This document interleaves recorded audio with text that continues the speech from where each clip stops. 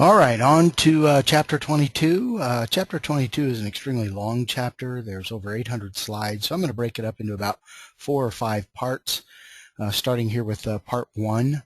And there are 36, 37 objective slides, and I'm not going to read all those slides to you like I have in the past. The objectives are getting quite lengthy. You'll have the PowerPoints. Within the PowerPoints are the objectives, and we'll certainly make sure that we cover them all. Should you have any questions about those, feel free to give me a shout. So on with cardiovascular disorders, and to me this is my favorite part of the body is the heart and the blood vessels. Other people have neuro as their favorite, ortho, GIGU, endocrinology is extremely interesting, but cardiovascular disorders have always been a favorite of mine. So when we talk about cardiovascular disorders, those are diseases or conditions that involve the heart, cardio, and the blood vessels, vascular. And they include things like acute coronary syndromes, cerebral vascular accidents, deep vein thrombosis, abdominal aortic aneurysms, and thoracic aortic aneurysms. Now, heart disease certainly is just looking at the heart and not necessarily the vessels. It may include the epicardial vessels or the coronary arteries, but common conditions that affect the heart include acute coronary syndromes, and we'll delve deep into acute coronary syndromes when we get into the ACLS. In an acute coronary syndrome, if you just break the word down, acute means sudden, coronary, heart. Syndrome is a collection of signs or symptoms that lead you to believe that what you're dealing with is heart-related.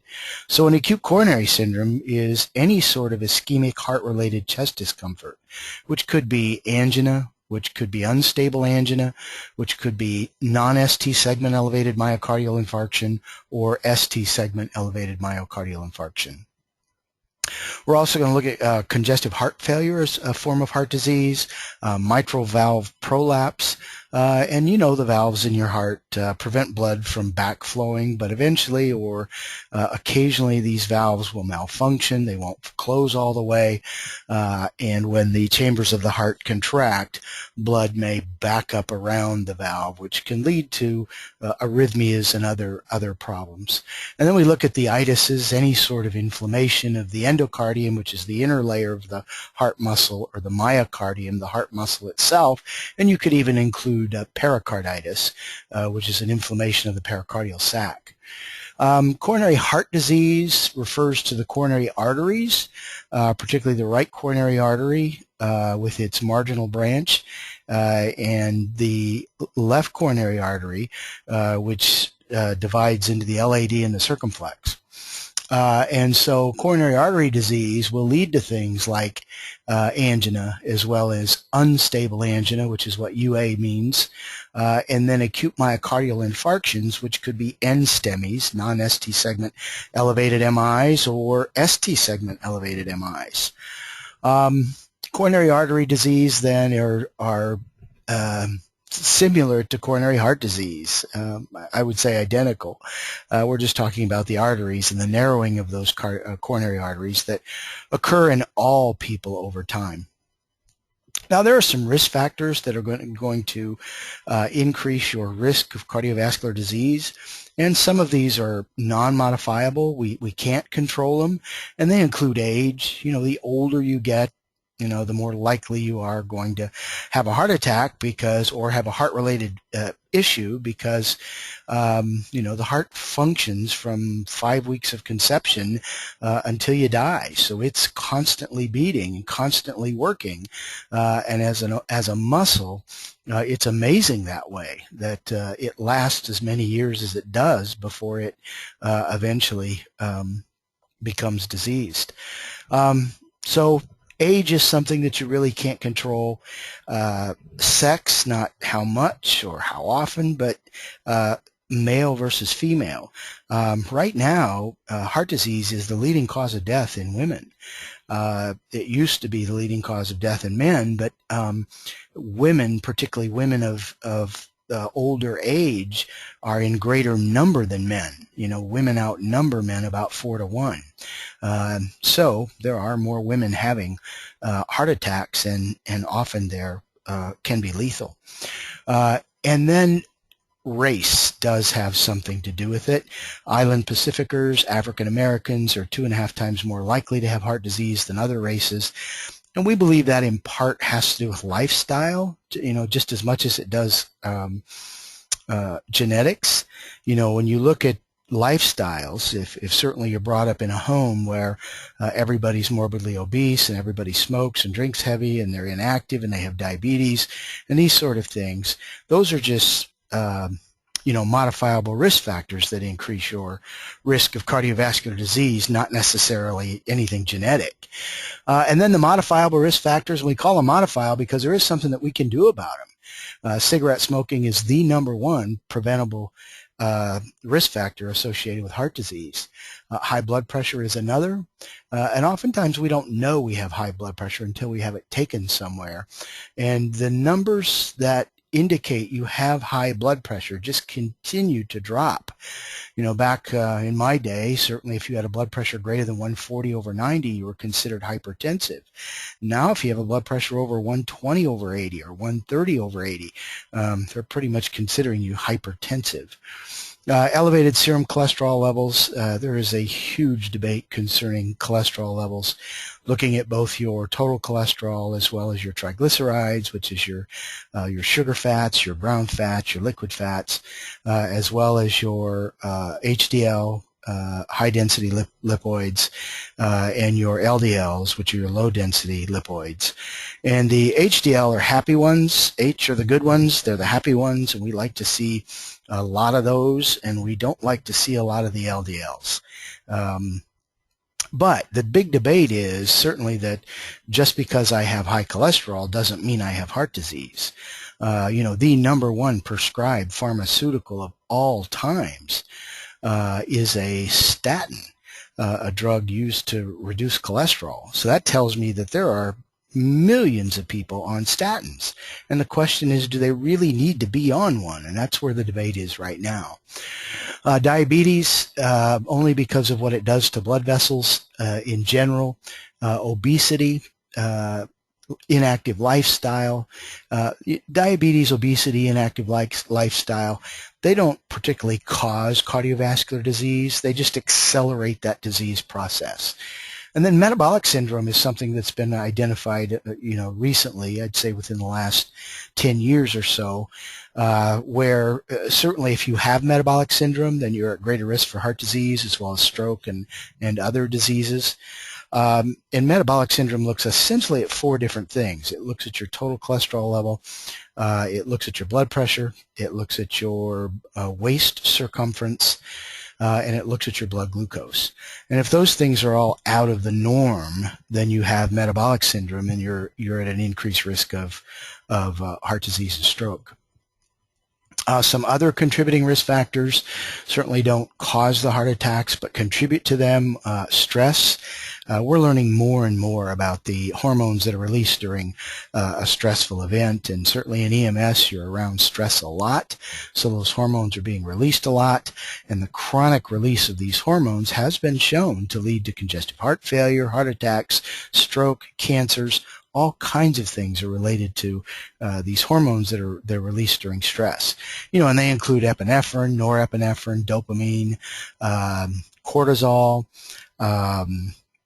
aldosterone, aldosterone. So there's a variety of different stress hormones that cause an increased risk of cardiovascular disease.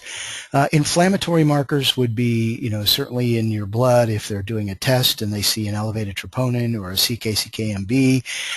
Those are definite indicators that muscle has been damaged. They typically don't show up in the bloodstream, particularly troponins. That's more heart specific than CK-CKMB.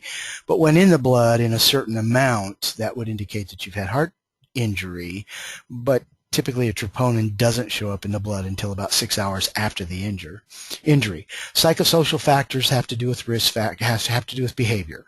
Just sort of the type of lifestyle that you choose to live will accelerate the cardiovascular disease process. And then alcohol intake certainly has a lot to do with that. And it's recommended that men, it would be acceptable for men to have 2 drinks a day and women to have 1 drink a day and not pose any risk factor. In fact, may actually be beneficial and helpful. But that doesn't mean you save them all up over Monday through Friday and then drink a 12-pack on Saturday. All right, so let's look at cardiovascular anatomy and physiology. We're going to start first with the blood vessels, and as you know, the major artery in your body is the aorta, and it comes right off that left ventricle. And the aorta divides into arteries, which divide into smaller arterioles, which divide into capillaries. Capillaries then also become venules, veins, and then the vena cava, which dumps into both the superior and inferior vena cava, which dump into the right atrium. When you look at the location of the heart, this is kind of important, at least for one aspect for me, is paddle placement. If I'm thinking where I'm going to put those big patches, the whole idea is to sandwich the heart between those patches, because in order for defibrillation to be effective, in order to get good tracings, you need to be passing electricity through a critical mass of the myocardium, or a large portion of the muscle itself. So the heart is located in an area known as the mediastinum. It's behind the sternum, it's above the diaphragm. The base of the heart is actually up top, and the apex is on the bottom. And the apex is at about the 5th intercostal space, which is nipple line in most people, and the apex is in the 2nd intercostal space. That's reversed. The apex is the 5th intercostal space, and the base is in the 2nd intercostal space. It's really easy to get that one mixed up. And the heart's kind of funny that way, because when you look at how blood flows through the heart, and you look at the chambers, blood comes into the right atrium from the superior and inferior vena cava. It's pumped from the right atrium into the right ventricle, where it leaves the right ventricle through the pulmonary arteries, the only place in the body where arteries carry unoxygenated blood. And those pulmonary arteries go to the lungs, where oxygen exchange takes place. The blood comes back rich and full of oxygen in the pulmonary veins, the only place in the body where veins carry oxygenated blood. And it dumps into the left atrium, and then into the left ventricle, and then out the aorta to all parts of the body. So you've got upper chambers, you've got 2 atrium, a left and right atrium, you've got 2 lower chambers, a left and right ventricle, and they are separated by the septum. That separates the left side of the heart from the right side of the heart. And within the septum lies a very important part of the heart's electrical conduction system. And then you have the pulmonary circulation, which is the pulmonary arteries, and then you have the systemic simulation, which is the pulmonary circulation, which is the pulmonary arteries and pulmonary veins, and then the systemic circulation, which is the superior inferior vena cava as well as the aorta. Now, the heart itself actually has 4 layers. The inner lining of the heart is known as the endocardium. The heart muscle is known as the myocardium, myo meaning muscle, cardium referring to heart. Epicardium is the outer layer of the muscle, and that's where the coronary arteries lie. The coronary arteries lie on the outside of the heart. That's why they're often referred to as epicardial vessels. And then the pericardium is a sac that surrounds the heart and is separated. There's a little bit of liquid between the epicardium and the pericardium that allows the heart to easily move inside that sac so it doesn't become raw or irritated. The heart valves, you've got the atrioventricular valves. They separate the atria from the ventricles. You have the tricuspid valve between the right atrium and the right ventricle. You have the bicuspid valve, also known as the mitral valve, which lies between the left atrium and left ventricle. And they open when forward pressure forces blood forward. So when both atrium contract, those valves open up, allowing blood to flow into the ventricles. But when the ventricles contract, that pushes blood back up against those valves, causing them to close. There's a little thing known as atrial kick. We know that both atrium dump into the ventricles, and blood flows continuously into the atrium, and about 70% of it flows directly into the ventricles before the atrium actually contract. But when the atrium do contract, it delivers that additional 30% of blood, causing the ventricles to fill. When the ventricles contract, that's called systole. The pressure rises, the valves close, and then the pressure within the ventricles exceeds that of the atria. The pulmonic valves help prevent backflow of blood from the aorta and the pulmonary arteries when the ventricles contract. So when the ventricles contract, the pulmonic valves close, the semilunar pulmonic valve closes, preventing the backflow of blood, and it does this through what are called the chordae tendineae, which are connective tissue attached to the atrioventricular valves on the underside, and then attached by papillary muscles to the ventricle wall.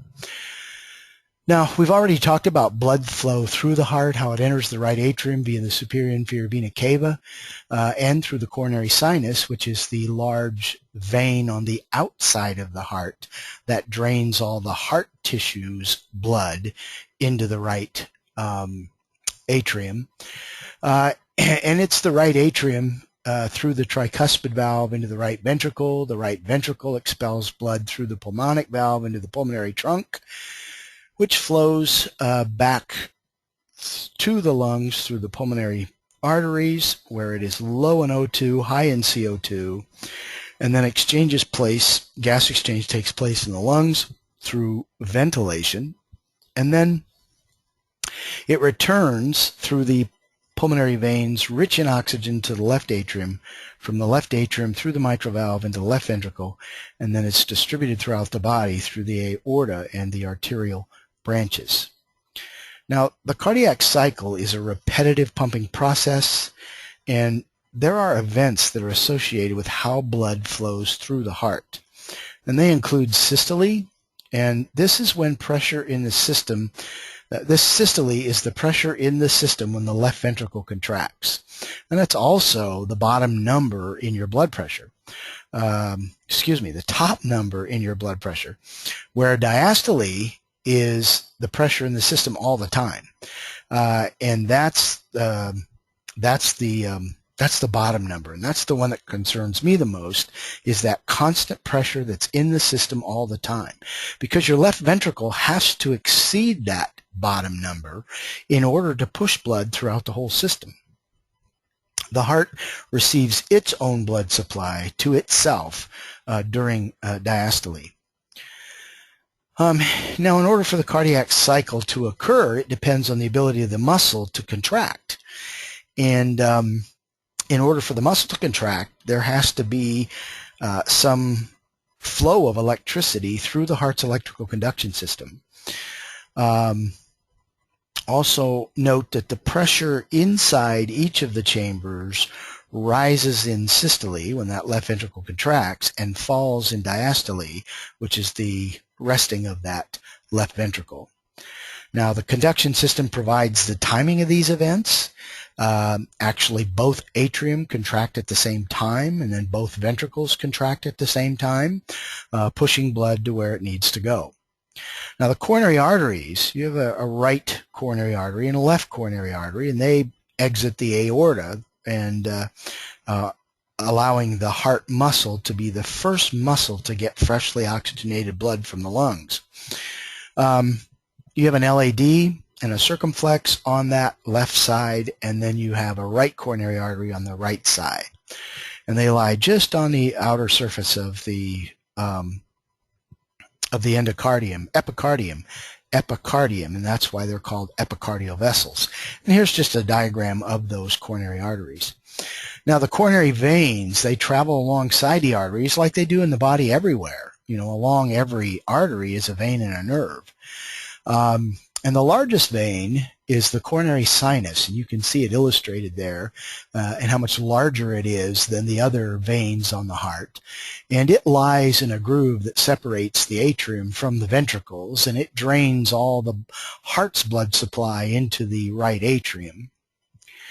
Now, heart rate is affected by the sympathetic and the parasympathetic autonomic nervous system, and the sympathetic nervous system deals with properties like chronotropic, inotropic, and dromotropic. Chronotropic affects the heart rate. So if something is a chronotrope, like epinephrine, epinephrine affects how fast the heart beats. So it's a chronotrope.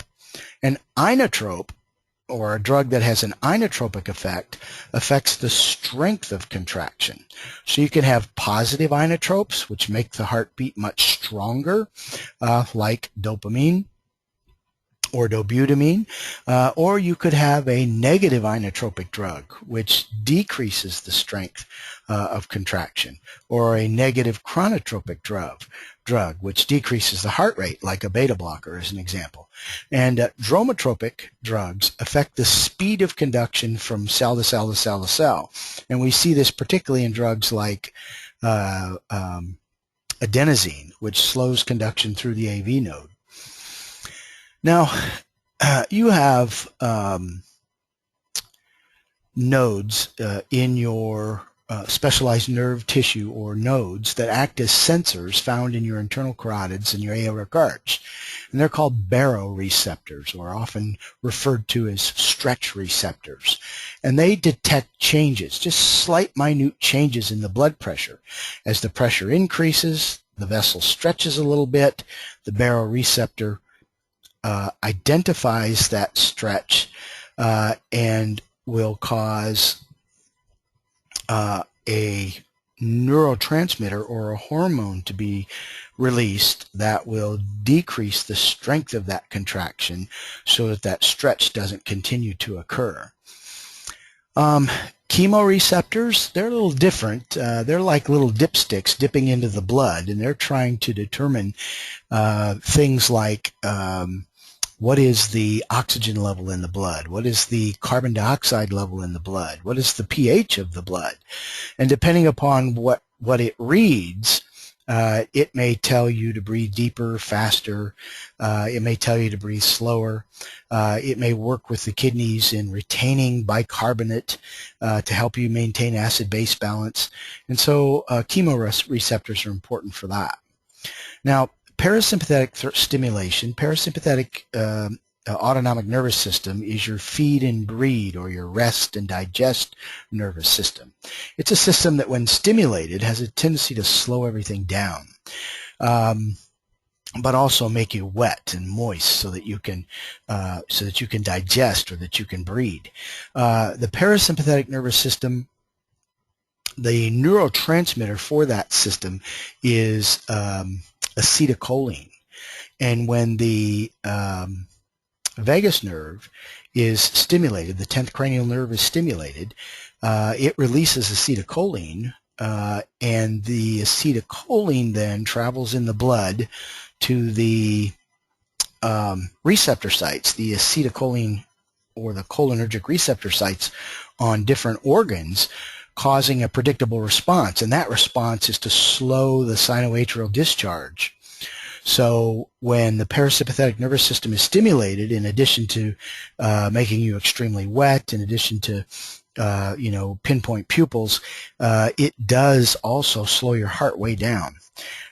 So we do have to have a drug that we carry in the event that that parasympathetic nervous system is overstimulated. So we have to have an anticholinergic available to us, and that's atropine. It's our anticholinergic drug. It's a drug we would administer if we notice the parasympathetic nervous system was being overstimulated. So how do you stimulate that vagus nerve? Things like a vagal maneuver, coughing or bearing down, will stimulate the parasympathetic nervous system. Certain chemicals like organophosphates, Dursban, Lorsban, Furadan, Ortho-7, pesticides will stimulate that parasympathetic nervous system as well.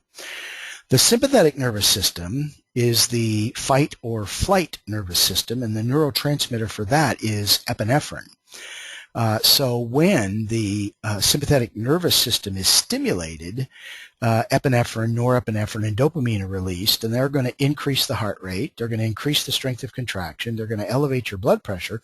But something to keep in mind is that, that can be a good thing. If we need our blood pressure elevated, if we need our strength of our contraction to be more forceful, to maintain adequate cardiac output and perfuse our vital organs, that's a good thing at the expense of the heart having to work really hard.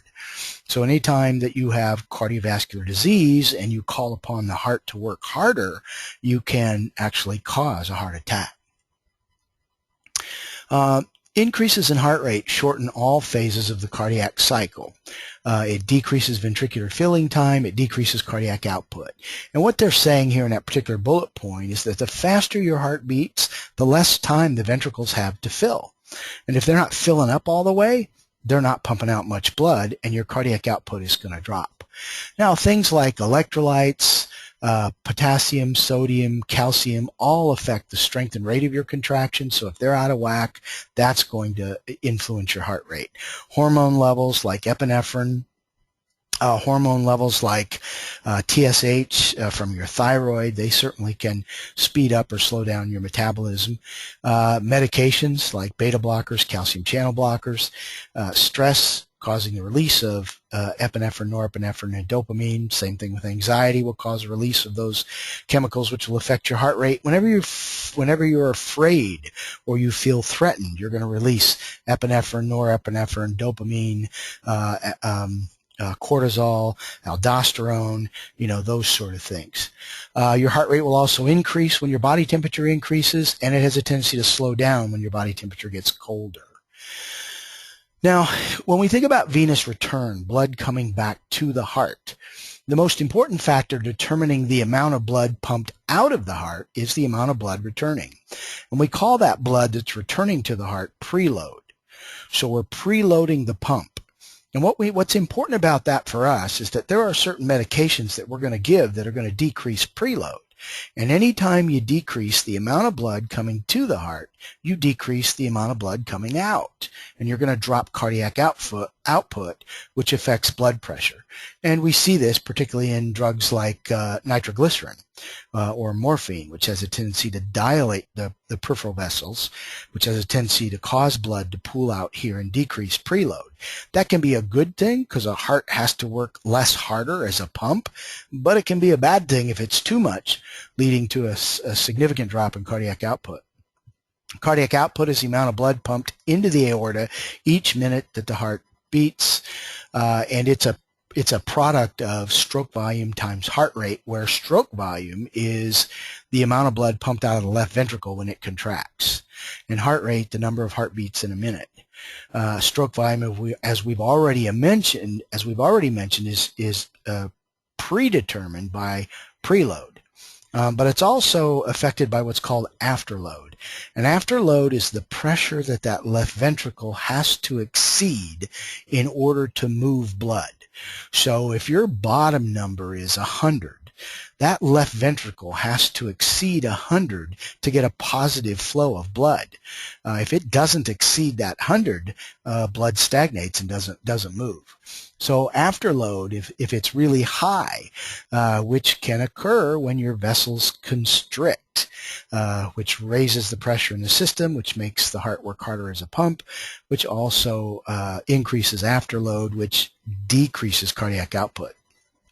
Now, there's something else to consider with the heart as a pump, and that's something known as Frank Starling's law. And what Frank Starling's essentially says is, the more you stretch the myocardium, the harder it's going to beat back. It's kind of like a rubber band. If you take a rubber band and you pull it back a little ways and let go, it's going to shoot off your thumb and go a distance.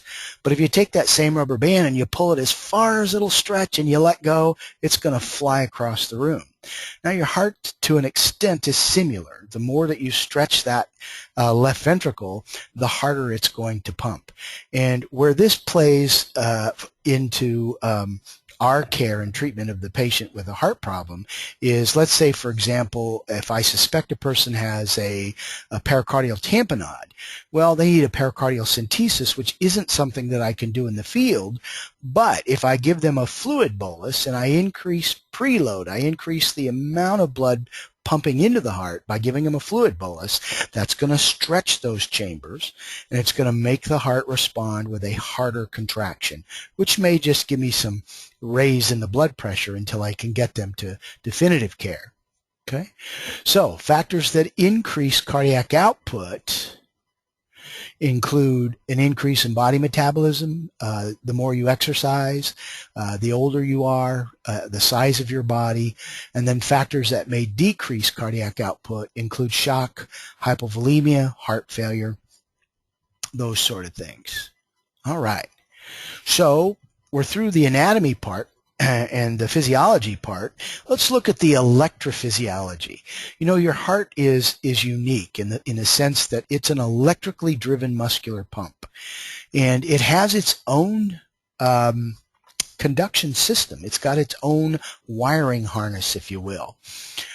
You have two types of cardiac cells. You have myocardial cardiac cells, which contain contractile filaments. And these contractile filaments, muscle filaments, allow the cell to shorten or contract. And it's the contraction of cell to cell to cell to cell to cell that causes the overall contraction of the heart muscle. And then you have pacemaker cells, which are responsible for initiating a spark, if you will, initiating a little electrical impulse that, through a property known as conductivity, is conducted from cell to cell to cell to cell, causing the filaments to shorten, causing the overall contraction of the muscle. Now, this overall contraction of the muscle is what we call depolarization. Polarization, when you say that something is polarized, that deals with electricity. And I said that the heart is an electrically driven muscular pump, and that certain cells conduct that electricity. And in those cells, polarization just means that the number of negatively charged particles on the inside is relatively equal to the positive charged particles on the outside. And what we see, because of things like the sodium-potassium pump, is that electrolytes with different electrical charges move in and out of the cell. Now, the primary intracellular electrolyte is potassium, and the primary extracellular electrolyte is sodium. So when a cell is polarized, you have a certain amount of sodium on the outside, an equal amount on the inside, and you also have in your cell things called channels, calcium channels. And what calcium channels do is that at certain points of this contraction, the cell opens up, allowing calcium to flow inside the cell. And by doing that, the cell sustains a much longer, stronger contraction as a result of the potassium. Now, since we're dealing with electricity, we can measure that electricity because it's going to create a flow of current from positive to negative, or negative to positive, depending upon which pole you're looking at. So we can measure this voltage on an oscilloscope or a heart monitor. And this is just a brief example of polarization, where polarization refers to a resting state where you've got certain positive particles on the outside, negative particles on the inside, and at some point they're going to switch places. At some point they're going to move and switch places with other electrolytes, which causes the shortening or contraction of the filaments and the overall contraction of the muscle. And that's called depolarization. Now, pacemaker cells begin by initiating a spark, and this spark sets off the flow of electrolytes across the cell membrane, and those electrolytes are going to include sodium and potassium. Remember, I had said potassium is more inside the cell, sodium's on the outside. They're going to switch places. Calcium is going to rush in when the calcium channels open up, causing a more longer, more sustainable contraction of the muscle. And that's known as depolarization. Now, depolarization begins on the inside of the heart and makes its way as a wave to the outside of the heart. And it's just a result of a chain reaction from cell to cell to cell to cell to cell as they're being stimulated, causing them to depolarize. And it's all the result of the initial impulse by the pacemaker cell. Now, depolarization can be measured on an oscilloscope. And what we see is what's called a PQRST. In general terms, the P is the first rounded upright wave in the depolarization cycle, and it represents the depolarization of the atrium. And then we have the QRS, which represents the depolarization of the ventricles. And the P in the QRS should represent both the contraction of the atrium and the ventricles. At least in theory, it should. But remember, what we see on a monitor is electrical. It's not mechanical. We have to feel for a pulse in the wrist to determine what we're seeing on the monitor is in fact what's happening mechanically. And we're not going to feel a P when we feel the patient's pulse. We're going to feel the QRS, which represents the depolarization or the contraction of the ventricles. Now, you can imagine that once all this electricity switches place, that at some point it's got to correct itself. It's got to get back to normal so that it can do it again. The cell needs to relax and then do it again. And that relaxation or that movement of the electrolytes back to their original places and the movement of calcium out of the myocardial cell is called repolarization. And repolarization is measured on the oscilloscope or heart monitor as a T wave. So the T wave represents the repolarization of the ventricles. We don't see the repolarization of the atrium. It's probably in the QRS, or if it does occur, the wave is so small that we can't measure it. And this just simulates what happens with depolarization. Sodium and potassium trade places. Potassium moves out. Sodium moves in. The calcium channels open up, allowing calcium to flow in, causing the filaments to shorten, and the overall cell to cell to cell to cell movement causes contraction of the muscle. I had mentioned repolarization, and that's the recovery of the cell. That's where all the restoration of electrical charges back to normal occurs, and in doing that, it sets itself up again for the repeated process. Repolarization proceeds from outside the heart to inside the heart tissue. And we see it as an ST segment in T wave, representing the ventricular repolarization. And here's an example of those electrolytes moving back into place. The QRS-T can actually be charted as a cardiac action potential with a phase 0, phase 1, phase 2, phase 3 wave. And that's what this slide represents, are the phases. And in phase 0, that is depolarization, rapid entry of sodium into the cell, removal of potassium.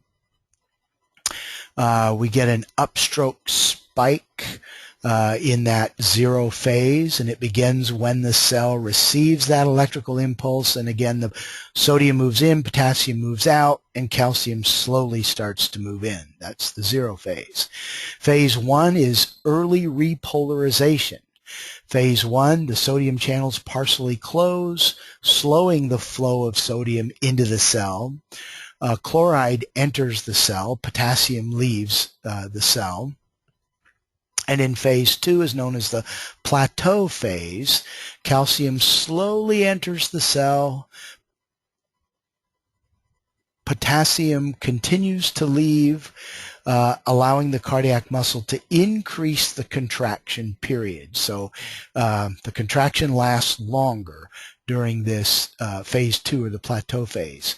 Phase 3 is the final rapid repolarization. The action potential downslopes at that point. You have a complete repolarization. Potassium quickly actually moves back into the cell. Sodium and calcium leave the cell, and the cell becomes more electrically negative and ready for another stimulation. And we see phase 3 as a T wave on the ECG. And phase 4 is known as the resting membrane potential, and that's just the final movement of everything out so that the heart muscle or the heart tissue or the heart cell is polarized and ready to do it all over again, ready to respond to an electrical stimulus. Now, the reason we cover this at all is because of something that we know called refractory periods.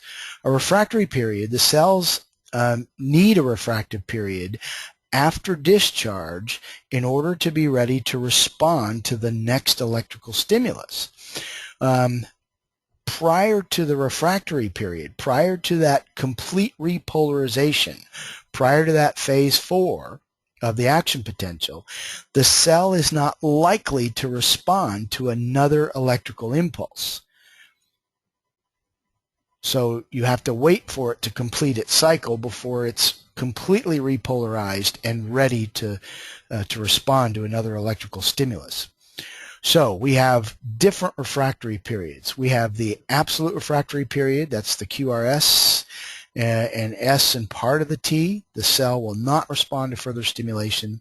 Cardiac cells cannot contract. The conduction system cannot conduct an electrical impulse during that period of time.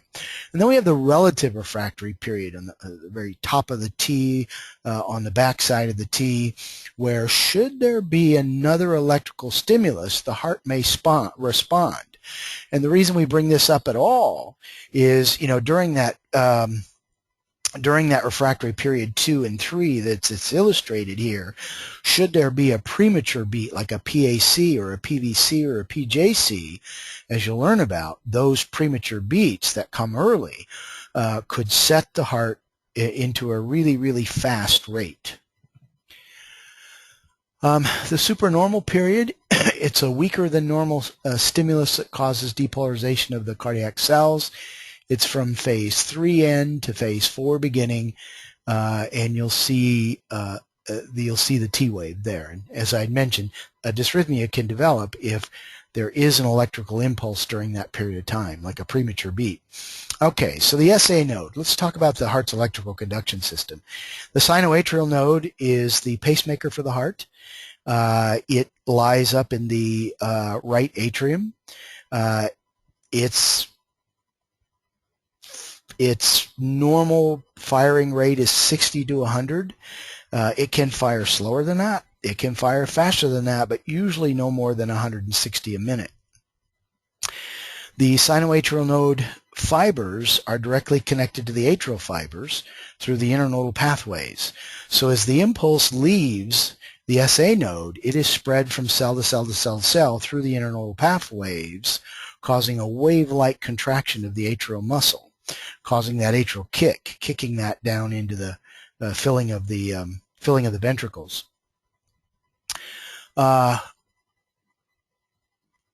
Contraction then, once it goes through the internodal pathways, ends up at the AV node. And the AV node is the gatekeeper to the ventricles. It receives that impulse from the atrium and holds on to it for just a split second, usually no more than 0.2 of 1 second, which gives the atrium time enough for that atrial kick, gives the atrium time enough to dump all the rest of that blood into the ventricles.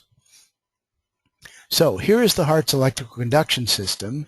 The impulse originates in the SA node, located up there in the right atrium, there, but where the superior vena cava dumps blood into the right atrium, and As a impulse leaves the SA node, it travels through the Bachmann's bundle, the middle internodal tract, the posterior internodal tract, the anterior internodal tract, and those are all known as the internodal pathways. So as the electricity travels through the internodal pathways in Bachmann's bundle, both the atrium will contract. The impulse ends up at the AV node, where it's held for a split second, and then it is released down the bundle of His, down the right and left bundle branch, where it then travels through the conduction pathways of the Purkinje system. And as electricity travels through the Purkinje fibers of the Purkinje system, then both ventricles contract. We just talked about the AV node being the non-branching portion of the bundle of His, and it provides a link between the atrium and the ventricles. It's the gatekeeper to the ventricles. And it's also a spot for an accessory pathway. In other words, it's a spot where an arrhythmia can develop. Particularly really fast heart rates may develop there. So if somebody has a septal infarct, because the AV node, the bundle of His, and the left and right bundle lie in the septum, if they have a septal infarct, they certainly could end up with a really tachyarrhythmia. If they have premature beats, they can end up in tachyarrhythmias. The AV node will fire if the SA node doesn't. If the SA node, because it's sick or injured or whatever, doesn't fire, the AV node will pace the heart, but at about 40 to 60 a minute. Okay? The cells of the AV node are located in the right atrium floor behind the tricuspid valve near the coronary sinus. The circumflex artery provides a blood supply to that, so when we're looking at lateral injuries, it certainly could affect that AV node. It's also supplied by the sympathetic and parasympathetic nerve fibers there at the AV junction, so we had mentioned how if that is stimulated with epinephrine, how the heart will beat faster. If it's stimulated with acetylcholine, how it will slow down. And then once leaving the AV node, the electrical charge passes through the bundle of His, down the right and left bundle, and through the Purkinje system, causing both ventricles to contract. Now, the bundle of His is a common bundle. It's also known as the AV bundle. It's a common bundle just below, it's tissue just below what is identified as the AV node. And again, it is the interventricular septum. Upper portion is where it's located. It's located in the septum. And it conducts the electrical pulses down the right and left bundle branch. And it receives a dual blood supply from the branches of the LAD as well as the posterior descending coronary arteries. It's less vulnerable to ischemia because of its dual blood supply, and it terminates at the Purkinje system. From that left and right bundle into the Purkinje fibers, and when those fibers are stimulated, both ventricles contract. The right and left bundle branches, the right innervates the right ventricle, and the left innervates the septum and the left ventricle. And this piece of the electrical conduction system, it just allows for a pathway into the Purkinje system, allows a pathway of that electricity to travel into the Purkinje system, causing both ventricles to contract. You'll learn that people can get, because of disease and certainly infarct or injury to the septum, can develop conduction defects there, leading to left bundle branch blocks or right bundle branch blocks, and significant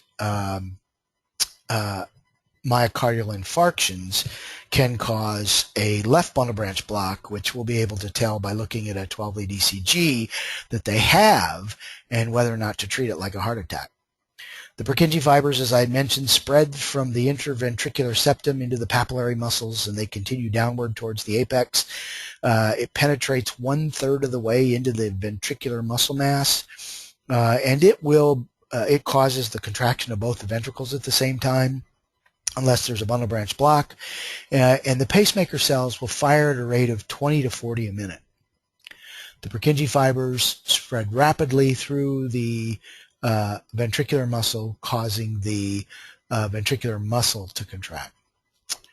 Now, your heart has these really unique properties. We already talked about conductivity.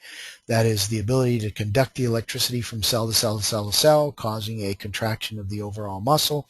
But it also has a condition known as automaticity. And automaticity is that cell, every cell in the heart has the ability to become a pacemaker. If a cell, for whatever reason, outside the normal conduction system becomes irritated, hypoxia, cold, medications, hypercarbia, acidic, for whatever reason, it may decide to start firing on its own. So enhanced automaticity, the abnormal discharge of a cell outside the normal conduction system, is going to lead to abnormal heart beats and perhaps even an abnormal heart rhythm. The other condition that we've already talked about was conductivity. So automaticity is the ability to generate electrical impulse, and then conductivity is the ability for each cell to pass that electricity from cell to cell to cell to cell, causing a contraction. So causes of dysrhythmias are a result of either a problem with enhanced automaticity or enhanced conductivity, or both. Triggered activity can occur as an abnormal electrical impulse after depolarization of the atrium and the ventricles during that relative refractory period, and it can lead to, again, as I mentioned, an abnormal beat. Reentry is another cause of dysrhythmia, and that's where the impulse spreads through tissue that's already been stimulated by that same impulse. And you're like, well, how can that happen? Well, sometimes an impulse is delayed or it's blocked. And if it's blocked, it may choose to re-enter in another pathway, causing the depolarization, and then it hits that block again and re-enters again and re-enters again, and pretty soon it's just re-entering so fast, causing a rapid discharge of the muscle, leading to tachyarrhythmias. And here's just a diagram of certainly a conditions that have to be present in order for the reentry phenomenon to occur. You've got to have that an accessory pathway. You've got to have a block in one of the bundle branches, certainly a unidirectional block in one of the branches, or a bidirectional block in both branches, or something that slows conduction within the circuit. And that occurs when you have heart disease or heart muscle death. Dead tissue doesn't conduct electricity well, nor does it contract. Escape beats or escape rhythms can cause dysrhythmias as well. And if the SA node fails to fire or starts firing too slow, some other cell in the atrium may take over as the pacemaker, because it can do that. And as a result, you may end up with just an escape beat, or you may actually end up with an escape rhythm. And we'll look at those as we learn more about rhythms. Conduction disturbances, either conduction is too fast or too slow, leading to too fast a heart rate or too slow a heart rate. And again, conduction disturbances can be the result of trauma, can be the result of drug toxicity, electrolyte imbalances, tissue that's ischemic, tissue that's infarcted, tissue that's acidic, tissue that's cold. All those things can cause dysrhythmias. Okay. I think I will stop here at the electrocardiogram, because we're right at about 1 hour. And what I'm going to do is I'll stop here, and then I will pick it up at the electrocardiogram on part 2, and hopefully we'll get through the electrocardiogram and maybe some of the initial arrhythmias, like your sinus rhythm, your sinus bradycardia, and sinus tachycardia. So with that, goodbye, and I'll talk to you soon.